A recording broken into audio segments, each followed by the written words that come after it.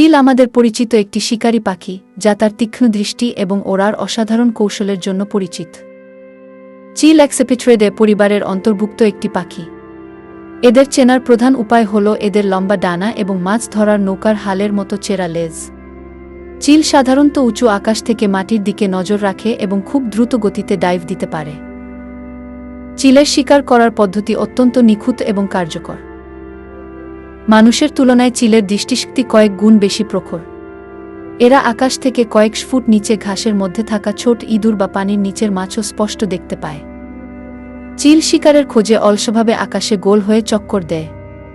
এরা বাতাসের গতিকে কাজে লাগিয়ে ডানা না ঝাপটেই দীর্ঘক্ষণ ভেসে থাকতে পারে, যাকে সোয়ারিং বলা হয়। এটি তাদের শক্তি সঞ্চয় করতে সাহায্য করে।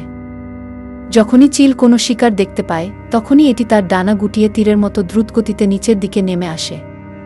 এই ক্ষিপ্রতার কারণে শিকার পালানোর সুযোগ পায় না। চিলের পায়ের নখরগুলো খুব ধারালো এবং বাঁকানো। এরা মূলত নখরের সাহায্যে শিকারকে জাপটে ধরে।